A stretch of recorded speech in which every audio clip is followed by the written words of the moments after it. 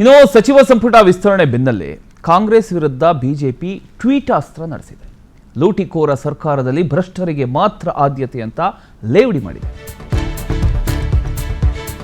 ಸಚಿವ ಸಂಪುಟ ವಿಸ್ತರಣೆ ಬೆನ್ನಲ್ಲೇ ಈಗ ಕಾಂಗ್ರೆಸ್ ವಿರುದ್ಧ ಬಿಜೆಪಿ ಟ್ವೀಟ್ ಅಸ್ತ್ರ ನಡೆಸಿರ್ತಕ್ಕಂಥದ್ದು. ಲೂಟಿಕೋರ ಸರ್ಕಾರದಲ್ಲಿ ಭ್ರಷ್ಟರಿಗೆ ಮಾತ್ರ ಆದ್ಯತೆ ಅಂತ ಲೇವಡಿ ಮಾಡಿದೆ. ಜಮೀರ್ ಸಂತೋಷ್ ಲಾಡ್ ಬಿ ನಾಗೇಂದ್ರ ಫೋಟೋ ಬಳಸಿ ವ್ಯಂಗ್ಯ ಮಾಡಲಾಗಿದೆ.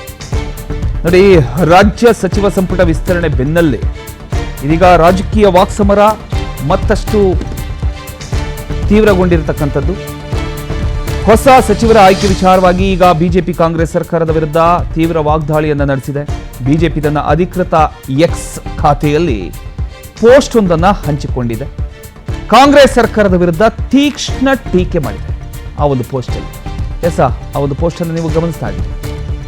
ಆ ಪೋಸ್ಟಲ್ಲಿ ಲೂಟಿಕೋರ @INC ಕರ್ನಾಟಕ ಸರ್ಕಾರದಲ್ಲಿ ಭ್ರಷ್ಟರಿಗೆ ಮಾತ್ರ ಆದ್ಯತೆ ಮಾನ್ಯತೆ ಅಂತ ಬಿಜೆಪಿ ಆರೋಪ ಮಾಡಿದೆ.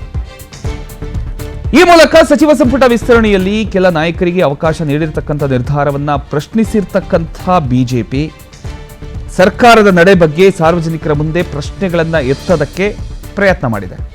ಇನ್ನೊಂದು ಕಡೆ ಕಾಂಗ್ರೆಸ್ ನಾಯಕರು ತಮ್ಮ ಸಂಪುಟ ಆಯ್ಕೆ ಸಾಮಾಜಿಕ ಸಮತೋಲನ, ಪ್ರಾದೇಶಿಕ ಪ್ರಾತಿನಿಧ್ಯ, ಆಡಳಿತಾತ್ಮಕ ಅಗತ್ಯಗಳನ್ನ ಗಮನದಲ್ಲಿ ಇಟ್ಕೊಂಡು ಮಾಡಲಾಗಿದೆ ಅಂತ ಸಮರ್ಥಿಸಿಕೊಳ್ತಾ ಇದ್ದಾರೆ.